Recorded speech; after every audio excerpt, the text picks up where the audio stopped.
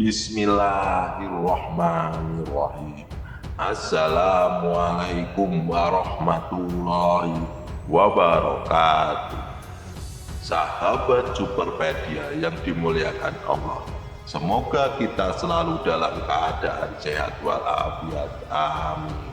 Kisah kali ini bersumber dari Imam Muslim yang meriwayatkan dalam sahihnya dari Abu Hurairah. Kisah ini menceritakan tentang seorang ahli ibadah di zaman Bani Israel bernama Jurayj. Di dalamnya terkandung hikmah yang besar tentang bagaimana Allah memberikan pertolongan kepada hambanya melalui cara yang tak terduga. Kisahnya begini sahabat, di atas sebuah bukit terdapat sebuah kuil. Di kuil tersebut ada seorang ahli ibadah yang sangat terkenal pada masanya bernama Jurayj. Usianya masih sangat muda, tetapi ia sudah dikenal masyarakat sebagai seorang rohib yang sangat soleh. Jurayj selalu menghabiskan waktunya di kuil itu untuk beribadah kepada Allah. Rohib mungkin dalam bahasa kita setara dengan ustadz. Pada suatu hari, ketika Jurayj sedang beribadah di dalam kuilnya, mungkin dalam Islam, Jurayj saat itu sedang melaksanakan sholat sunnah. Ibunya memanggilnya dari luar kuil. "Wahai Jurayj, anakku, kemarilah, aku ingin berbicara denganmu." Jurayj yang mendengar panggilan ibunya di saat ia sedang melaksanakan sholat sunnah merasa bingung. Ia bimbang apakah harus melanjutkan sholatnya atau menjawab panggilan ibunya. Karena khawatir hubungan dengan Allah terganggu, Jurayj akhirnya memilih untuk mengabaikan panggilan ibunya. Keesokan harinya, situasi yang sama terulang. Ibunya kembali memanggil-manggil Jurayj dari depan kuil saat ia sedang melaksanakan sholat sunnah. Namun kali ini pun Jurayj tidak membatalkan sholatnya. Untuk menjawab panggilan sang ibu, ia tetap melanjutkan sholatnya. Rupanya pada hari ketiga kejadian serupa kembali terjadi. Ibunya memanggil-manggil Jurayj dari luar kuil. Namun sekali lagi, Jurayj tidak menghentikan sholat sunnahnya untuk menjawab panggilan tersebut. Kali ini ibunya merasa kesal. Sebagaimana seorang ibu, meskipun sangat menyayangi anaknya, terkadang rasa jengkel tak bisa dihindari. Hal ini terjadi pada ibu Jurayj. Dengan rasa kesal, sang ibu berdoa kepada Allah, meminta sesuatu keburukan menimpa anaknya. Ibunya berdoa, "Ya Allah, ya Rabb, jangan engkau wafatkan anakku Jurayj sebelum engkau perlihatkan kepadanya seorang wanita pelacur." Sahabat Superpedia yang dimuliakan Allah, beberapa waktu setelah kejadian itu, ada sekelompok orang-orang munafik yang sedang berbincang-bincang. Mereka membenci Jurayj karena kesolehannya. Wajar saja sahabat, sebaik apapun seseorang, pasti ada saja segelintir orang yang tidak menyukainya. Artinya mustahil bagi kita sebagai manusia untuk membuat semua orang menyukai kita. Orang-orang munafik ini saat sedang membicarakan keburukan tentang Jurayj, tiba-tiba melihat seorang wanita lewat di depan mereka. Wanita ini adalah yang paling cantik di negeri itu. Kemudian wanita tersebut mendekati mereka dan berkata, "Bagaimana jika aku merayu Jurayj? Pastilah ia akan tergoda oleh kecantikanku. Selama ini banyak laki-laki yang mengejarku di negeri ini." Mendengar hal itu, salah seorang munafik berkata, "Baiklah, coba saja. Aku yakin Jurayj akan luntur keimanannya jika digoda olehmu."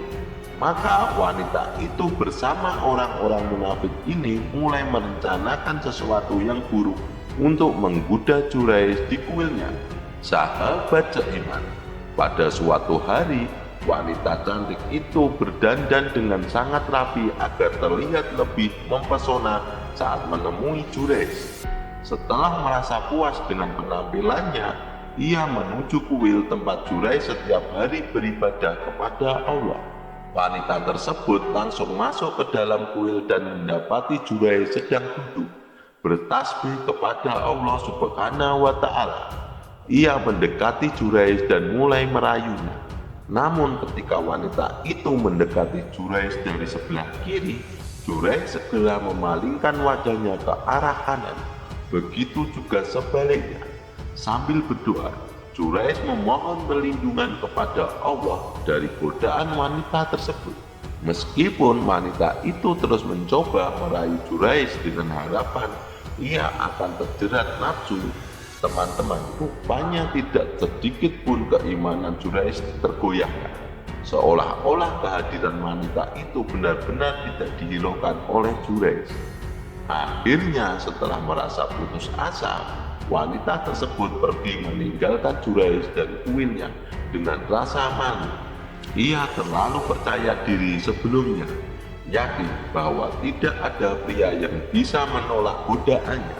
Namun pada akhirnya Juraij selamat dari godaan wanita cantik itu. Sahabat seiman, ketika itu Allah menakdirkan bahwa wanita cantik tersebut melakukan perzinahan dengan seorang penggembala kambing yang berada di sekitar kuil tempat Juraij beribadah. Akibat dari perzinahan itu, wanita tersebut hamil. Namun untuk menutupi rasa malunya karena pernah ditolak oleh Juraij, wanita itu berbohong kepada orang-orang dengan mengatakan bahwa anak yang dikandungnya adalah hasil perzinahan dengan Juraij, sang ahli ibadah. Sebagian orang mempercayai perkataannya, namun ada juga yang meragukan dan mengatakan bahwa wanita itu tengah berdusta. Lihatlah teman-teman, bagaimana fitnah yang dibuat oleh wanita ini terhadap seorang alim ulama di negerinya. Namun Allah selalu melindungi hambanya yang soleh dan senantiasa bergantung kepadanya. Singkat cerita, bayi ini pun lahir. Ketika itu orang-orang munafik yang tidak menyukai Juraij secara beramai-ramai mendatangi kuilnya. Mereka memaksa masuk ke dalam kuil dan menyeret Juraij keluar dengan cara kasar. Kemudian mereka memukul Juraij dan sebagian orang lainnya menghancurkan kuil tersebut hingga rata dengan tanah. Juraij yang sedang dipukuli hanya bisa bertanya, "Ada apa ini? Kenapa kalian melakukan ini?" Namun mereka terus saja menghakiminya tanpa menghiraukan perkataannya. Bahkan ada salah seorang di antara mereka yang melempari Juraij dengan kotoran. Akhirnya kuil dan Juraij pun hancur dan babak belur. Setelah mereka selesai menghakimi, Juraij bertanya lagi kepada mereka, "Kenapa kalian lakukan ini? Apa yang salah dariku?" Salah seorang dari mereka menjawab, "Wahai Juraij, engkau telah berzina dengan wanita ini, dan dia telah melahirkan seorang anak hasil hubunganmu dengannya." Ketika Juraij melihat ternyata wanita ini adalah wanita yang dulu menggodanya, namun ia tolak karena takut kepada Allah. Juraij kemudian berdoa kepada Allah Subhanahu wa Ta'ala agar masalah ini dapat ditemukan jalan keluarnya. Juraij baru menyadari bahwa mereka menghancurkan kuil dan memukulnya karena fitnah dari wanita ini. Setelah berdoa, Juraij meminta kepada mereka untuk membawakan bayi itu kepadanya. Bayi tersebut kemudian dibawa ke hadapan Juraij. Lalu ia menekan perut bayi itu dan bertanya, "Siapakah ayahmu?" Dengan izin Allah Subhanahu wa Ta'ala, tiba-tiba bayi itu berbicara, "Ayahku si Fulan, sang penggembala kambing." Dan ini didengar oleh semua orang, termasuk wanita itu. Maka orang-orang pun takjub dengan fenomena bayi yang bisa bicara ini. Akhirnya orang-orang munafik itu menyesal karena telah menghancurkan kuil dan menghakimi Juraij. Mereka mendekati Juraij, mengusap dan memeluknya untuk meminta maaf atas peristiwa ini. Sampai-sampai mereka berkata kepada Juraij, "Bagaimana kalau seandainya kami bangun tempat ibadahmu dengan terbuat dari emas?" Mereka berkata demikian karena merasa bersalah dan ingin bertanggung jawab. Namun Jurais menolak dan mengatakan, tidak perlu, kembalikan saja sebagaimana semula sebelum kuil itu kalian hancurkan. Ada hikmah besar dari peristiwa ini. Yang pertama, para ulama mengatakan bahwa jika seseorang sedang sholat sunnah dan pada saat yang sama orang tuanya memanggil, maka lebih baik menunda sholat sunnahnya dan menjawab panggilan ibunya. Setelah itu, ia baru bisa melanjutkan sholat sunnahnya kembali. Hal ini karena menjawab panggilan ibu dan berbakti kepadanya adalah hukumnya wajib. Yang kedua, doa seorang ibu sangat besar kemungkinan untuk diijabah oleh Allah Subhanahu wa Ta'ala. Oleh karena itu, kita sebagai orang tua perlu berhati-hati dalam berdoa, terutama ketika dalam keadaan emosi terhadap anak. Yang ditakutkan adalah jika dalam keadaan emosi, seorang ibu bisa saja mendoakan keburukan kepada anaknya. Nabi Muhammad SAW menganjurkan kita untuk berdoa dan meminta hanya yang baik-baik saja kepada Allah Subhanahu wa Ta'ala. Jadi, itulah kisah tentang Jurais, sang ahli ibadah Bani Israel. Semoga kisah ini bermanfaat. Lebih dan kurangnya mohon dimaafkan. Yang benar datangnya dari Allah Subhanahu wa Ta'ala. Sedangkan kesalahan itu datangnya dari saya pribadi sebagai manusia biasa. Sampai ketemu di video selanjutnya. Saya akhiri. Wassalamualaikum warahmatullahi wabarakatuh.